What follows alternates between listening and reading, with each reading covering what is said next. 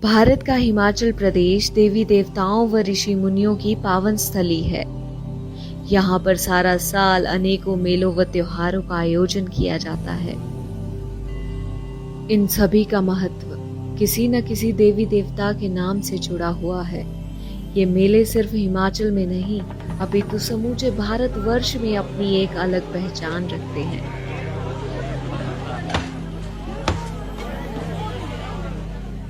इन्हीं में से एक है नूरपुर नागनी माता का मेला। सांप, बिच्छू व अन्य जहरीले जीव जंतुओं के काटने का उपचार यहाँ एकमात्र पानी पिलाकर व मिट्टी, जिसे शक्कर प्रसाद के नाम से जाना जाता है, का लेप लगाकर किया जाता है।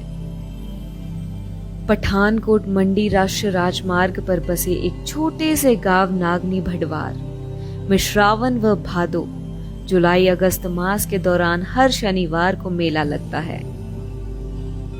2 माह तक लगने वाले इन मेलों में हजारों की संख्या में श्रद्धालु हिमाचल प्रदेश के अलावा पड़ोसी राज्यों पंजाब, हरियाणा व जम्मू कश्मीर से नागनी माता के दर्शनों के लिए यहाँ पहुंचते हैं।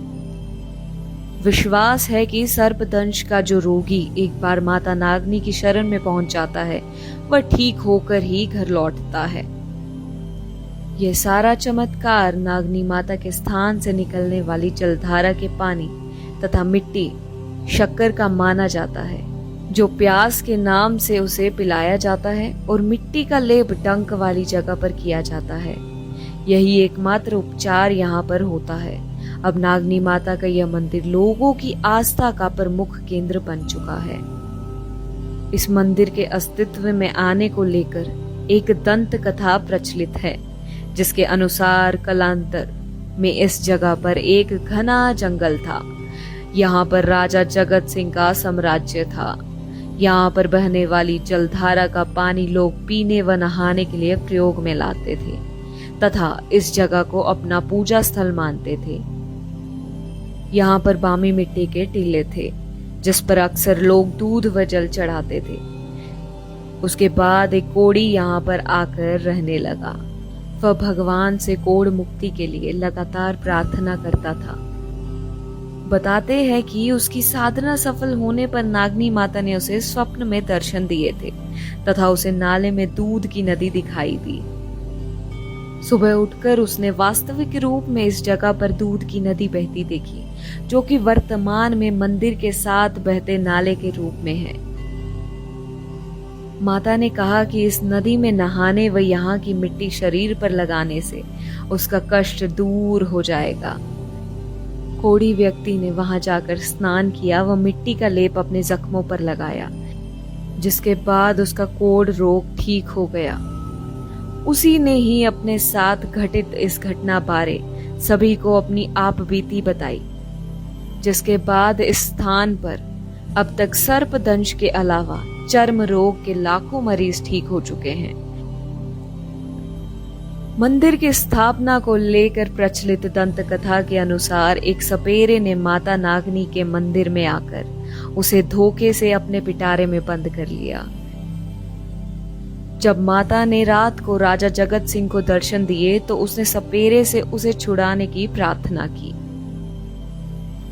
जब वह सपेरा नूरपुर के कंडवाल में रुका तो राजा ने उस सपेरे से नागिन को मुक्त करवाया व भटवार में पुनः उनको अपने असली स्थान पर पहुंचाया। नागनी माता को नागों की देवी सुरसा माता के नाम से भी जाना जाता है। मेलों के दौरान या बीच बीच में श्रद्धालुओं को नागनी के रूप में मां के साक्षात दर्शन जलधारा में, मंदिर के गृह में या प्रांगण में होते रहते हैं।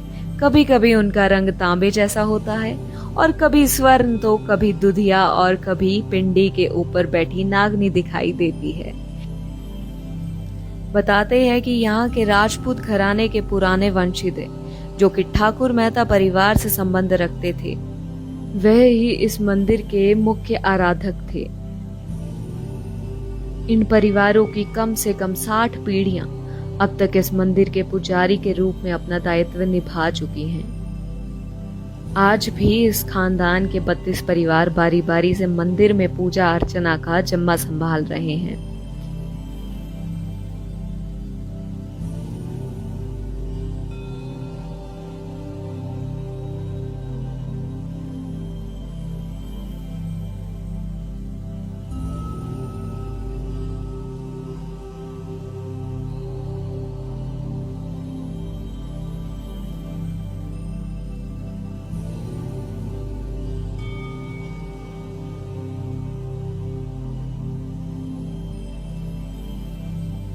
इस साल कोरोना के चलते नागनी माता के मेले नहीं लग सके।